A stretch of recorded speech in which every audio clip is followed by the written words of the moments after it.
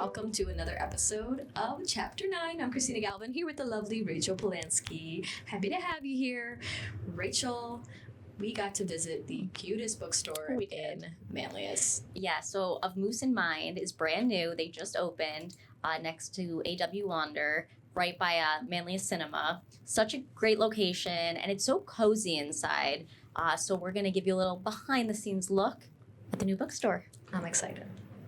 And here we are in Manlius of Moose and Mind Bookshop with the owner, Mark Browning. Thank you so much for joining us. Yeah, thank you. Okay, so we are so excited to be here. Just kind of tell us about how the first couple of days since opening have gone. It's been amazing. The community really showed up on opening day and all day long. The door was wide open. People were roaming the shelves and buying books and merch and everything else. It's been fantastic. We've really had a lot of support. Love it. That's awesome. So you have an unusual story. You're not from Central New York. You were just telling me you're from Illinois. How did you end up here? And then why did you decide to stay here and put down roots? So we were active duty for about 12 years, Air Force, and moved all over the country and parts of the world. We have 4 children, and we decided that all the moving was probably too much for us, and we wanted to kind of settle down and grow roots somewhere. We had friends that lived out here. We had been in touch with them. We looked at coming out here, so I visited. I loved it. I fell in love with the seasons. I brought Monica out here. We were driving neighborhoods. We saw kids out playing in the summer, having a good time. We started looking at school districts, and of course, this has got a fantastic location for schools, and we wanted our kids to go into the public school system and be confident that we could put them all through and stay true to being in this one community. So we moved out here. We got a job with the Air National Guard out of Syracuse, and since then have just loved it. It's been 8 years. We have no plans on leaving this community. We've always felt like it has been, our home since we moved here, and we've not really felt like that in most other places. So it's been fantastic. Sure, and we feel lucky to have you guys set up shop here. So tell us the title, what's the story behind the title of Moose in Mind? So Moose comes from my call sign in the Air Force. Every pilot usually gets a call sign, and it's just part of the culture of being in the military, in Air Force specifically. Moose is my call sign. I knew I kind of wanted to put that in there in some way, shape, or form. John Steinbeck is one of my favorite authors, so eventually we came around and did a play on Of Mice and Men. Yeah. And called it Of Moose in Mind. The whole mind part has to do with just how books really make people slow down, right? And really focus, and it takes some reflection when you're reading a book. It's all related to the mind in that way in my thoughts. So that's where Moose in Mind came from. Yeah, and then I was going to ask, why a bookstore, why a bookshop? And you kind of touched on it there a little bit, I think, and your love of books, I imagined. Absolutely. There's, a lot of fantastic ideas, thoughts that just come out of reading books that you wouldn't otherwise get unless you experienced it yourself. So why not learn from other people and understand the world to be more complex than it is? And I think that helps just community in general to do that, to not oversimplify things that can be very complex. And you realize that when you start picking up a book and you are in somebody else's head, or you're experiencing somebody else's life that was, lived hundreds of years ago through a biography or through history. And all of those things kind of connect to, modern day, because we're all human. Yeah, sure. And beyond the beautiful books that are lining the shelves, what are some of the other items that people can get when they come here? So we have a lot of, they call it bookish items. So you're going to have journals. We've got stickers, greeting cards. We have a lot of apparel now with shirts and sweatshirts that have a Moose of Mind bookshop on them, and some kids items we like to bring in. Eventually we'll have, some more plushy type, items and stuff like that. So Very nice. Yeah, and it seems like there's been such a resurgence of indie bookstores. Even us, just since we launched this Chapter 9, we've covered like 2 or 3 new openings of bookstores. Talk about like how exciting it is right now, and even like the resurgence of book clubs. Like there's something going on right now with folks reading, and like reading is cool now, and just like what we're seeing. yeah, absolutely. I think indie bookstores are coming back because people miss going to a spot where they can kind of put away the phone. Books just naturally make you slow down. You can't just thumb through them super quick. You want to know what's in a book. You read the back cover. That takes a little bit of time. You open, maybe you read the inside cover. It forces you to slow down and to focus on something. And I know personally, like I miss that aspect of the physical book. It's too easy to get onto, social media or just scroll and get caught up in your day. And I think people are looking to get grounded in that way. Bookstores make you feel that. And certainly every independent bookstore that's out there is different. They have their own unique kind of quirk. It doesn't look the same as you might find in other stores. So you're never really sure what you're going to get when you walk in the door. That's kind of exciting for people, I think.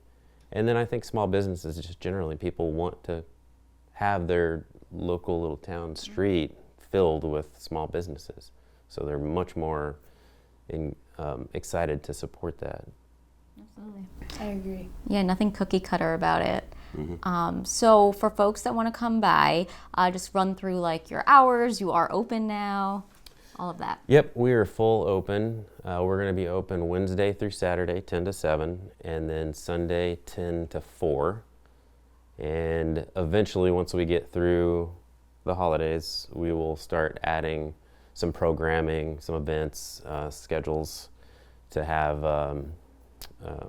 book clubs meet here, and some other programming. We'd love to have story time on a Saturday morning. We would love to do more author events and signing. And we also have collaborations that we're planning with the Manlius Cinema as they roll out, do movies and events. We're going to try to play off of that as well. It's so exciting. That's wonderful. Yeah. Well, the sky's the limit, and of course, we wish you the best of luck. And I may be biased because I love Manlius, but I think you picked the perfect spot. So thank you again for joining us, and we hope for the best for you guys. Yeah, thank you so much for having me. My toddler and I will see you at story time. All right, sounds good. I still can't get over those adorable long sleeve shirts. I just thought that, like, we were saying it the whole time, like the decorations, they just did everything right, and I can't wait to explore it for fun.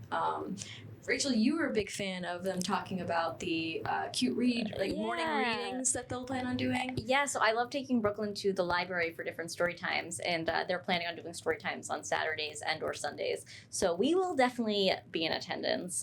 She loves a good story time.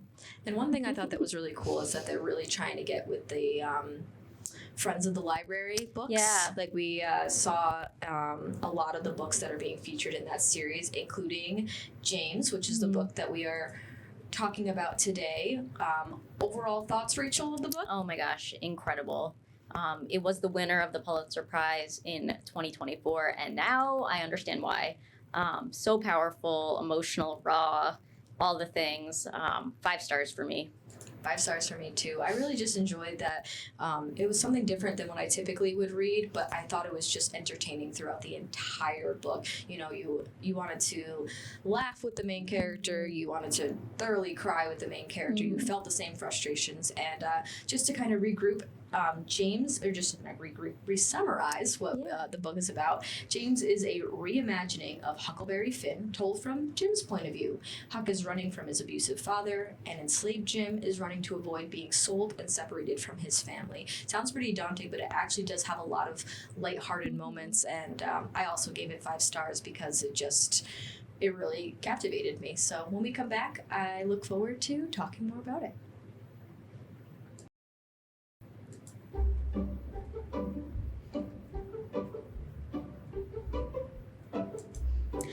Welcome back. We are talking about James by Percival Everett.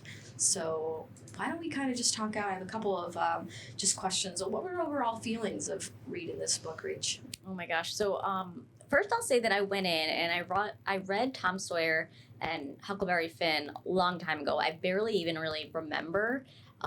But before I started this book, I did like replay some chapters, and I'm glad I did because I knew it would be a reimagining, so I wanted to kind of be able to compare it.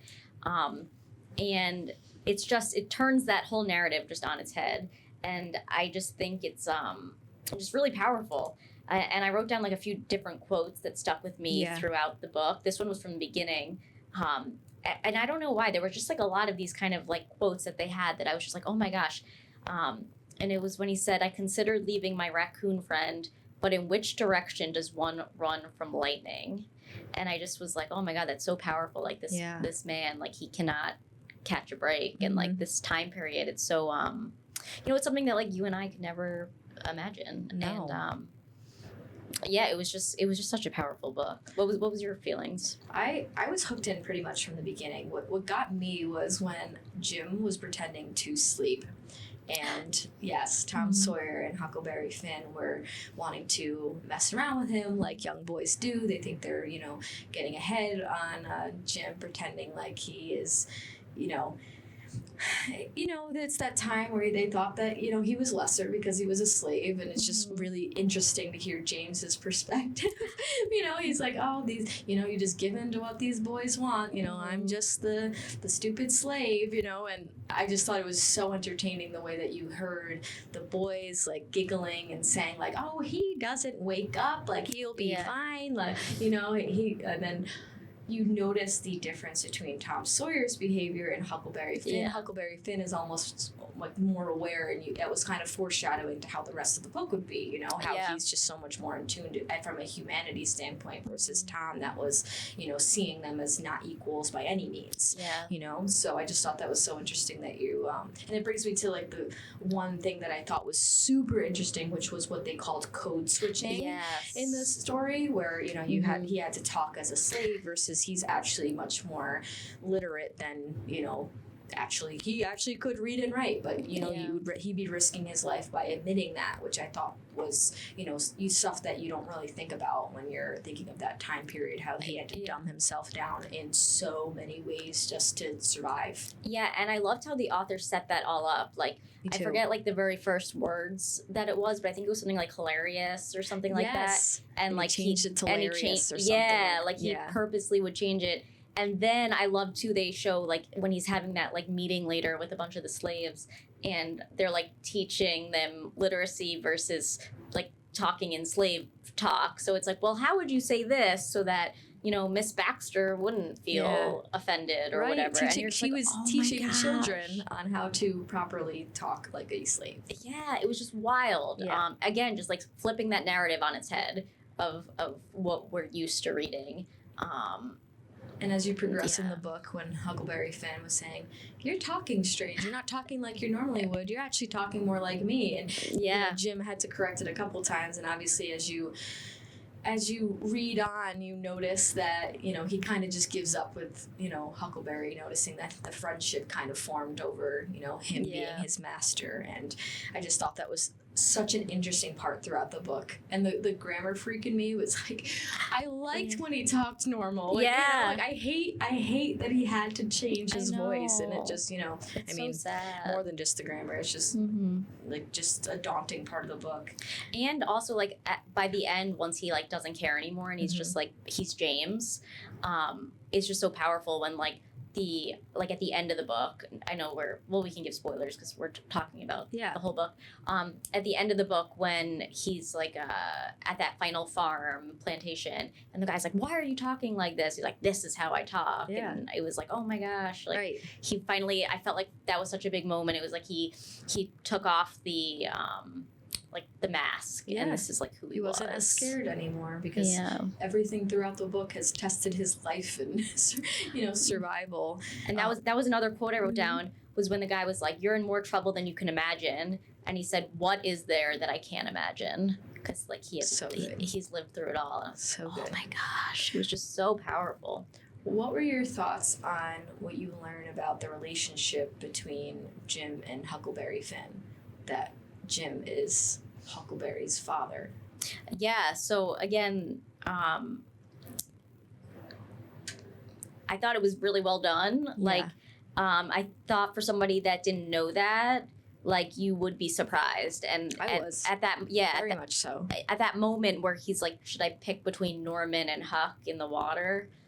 Like, for a second, I'm like, oh, who is he gonna pick? Like, is it gonna be, the white boy or the black man? And so I think it was just really powerful. I What did really you think? liked it too because Huckleberry Finn starts questioning everything about his own identity. Mhm. He's like, does that make me a slave too? Mhm. Asking. And, Jim was kind of obviously saying, this is not the life that I want for you. This is not the life that anybody would choose to have, and you don't have it. And as long as you continue to identify with the way you've been identifying, so it just goes to show that that's something real that happened in our country of, it really didn't matter, as long as you were born into what they considered to be a white family, And it was like Norman, like he could get away with it, right? So he had such a different life. It's just crazy, all based on, the color of your skin. It's awful and just I was so hooked by the minstrel show.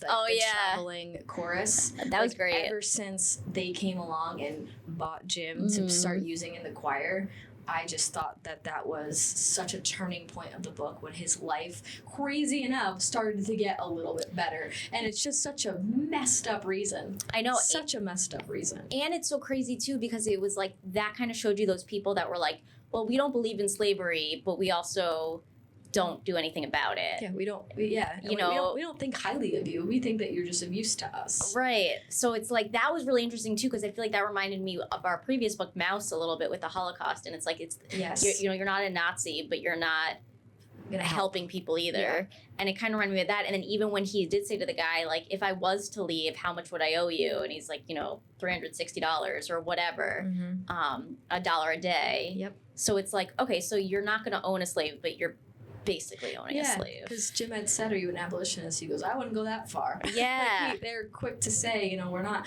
standing against anybody, but we're not going to own you. Yeah, you're going to work for us.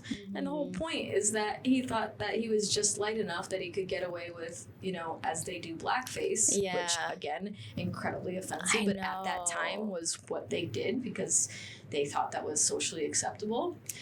And when I was wondering, I was like, well, how are they what is the point in all this? And then you end up finding out what their spiel is. I'm like, okay, that makes total sense. Yes. And then you have that father-daughter that come up to him, and the daughter was interested, and he was fearing for his life because, and the hair, and he's like, that's the gosh. best wig I've ever seen. That whole sequence of events. That was a crazy part of the book. I also really like how they brought the King and Duke characters, because I remembered the King and Duke characters from Huckleberry Finn. Okay. So I liked how they brought them in, because I was wondering, I'm like, are they going to get into that? How are they going to do that?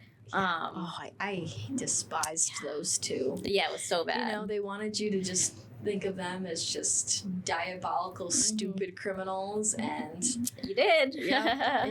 Every time they came around, I'm like, oh, these two, they're just disgusting. I know. And, the one of them was trying to pretend like it was almost comical, but I hated it too. How the one was just naming Jim a different, called him Caesar. I know, Octavius. Yes. You're like, oh my gosh. I feel I because it shows how Jim ignorant they are. What are they saying? Yeah, I think it just shows how ignorant they are. And just I thoroughly give this book the ultimate credit to making you feel so many different emotions. And we both did audiobook. I have 100% no regrets listening to it over reading it because the audiobook was incredible. I loved the way it was narrated. I thought it was so well done with the different, voices and the code switching. You got to hear it like that. You got to actually hear when they would sing.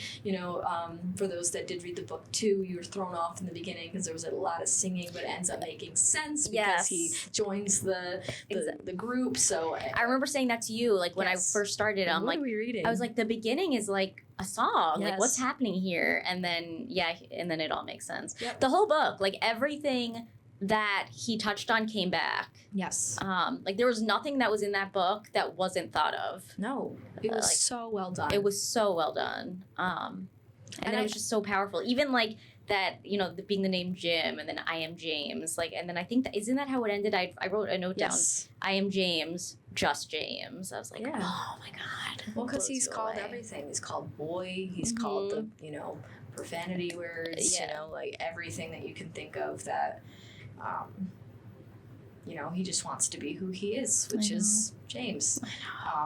There was that one really dark part in the book where he had to hide while that woman was sexually assaulted by her owner, and I think that really hit home the darkest parts, you know, because they had the lynching threats, they had, you know, the lashings, but they kind of touched on what women went through too, and he just kept bringing up his son or his wife and daughters, like, and you wonder, like, is she going through that too? and I think that is what flipped the switch on him of like, I'm not tolerating a second further of this. Yeah, you know, that was tough. That was a really, really tough part of the book. And you're right, because like the lynching and some of the other pieces they talk about, but they don't go into detail. That's one of the few parts that they really go into detail. Yeah, and his remorse of being terrified to do anything about it. And he's right, because he's like, what would I do?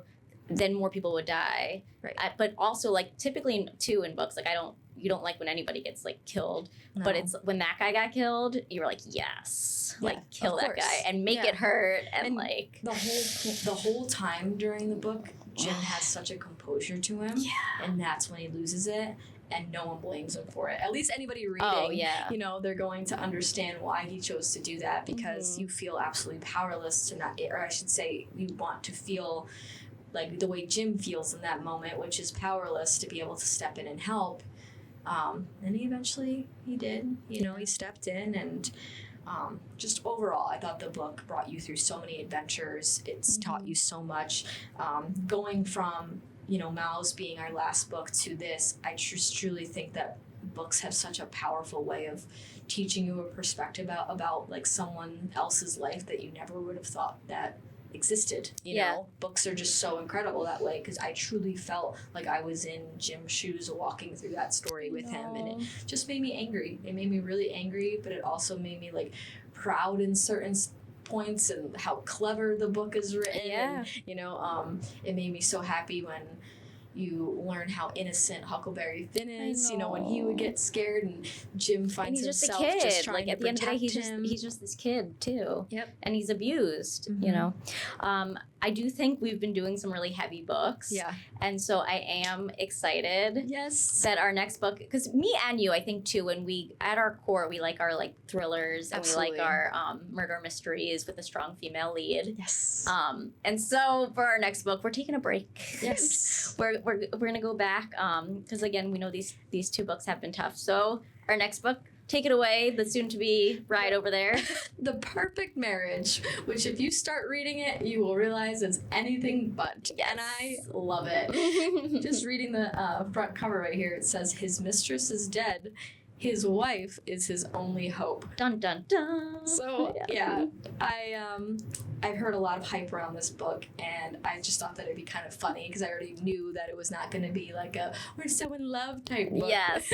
And Chrissy is getting married soon. I am. So we thought this would be like a fun send off too. Yeah. And Really I think fun. it will be. I just started it, so I have not made that much headway, but it's good. And it's another one I'm listening to, and I like the voices again. They have a male and a female narrator. Switch back and forth. I switch back and forth.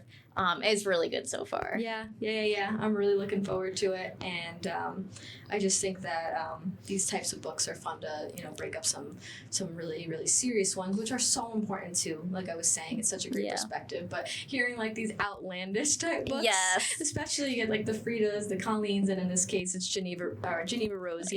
And she's becoming super popular. You know, there's a Perfect Divorce too that I'm gonna look forward to reading for fun. Is that a sequel? Mm-hmm. Oh. Okay. Yeah, so we'll see.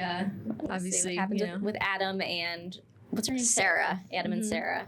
Find out. Yeah, I'm excited. Me But too. this was a really great episode. I think that we can agree that James was a hit, Yes. and the author had just come through Syracuse in Yes. October, and we heard a lot of amazing things. So definitely would want to read more of him too after reading James, because his writing style is just so captivating. But I'm looking forward to see just how perfect his marriage is or isn't. Yeah.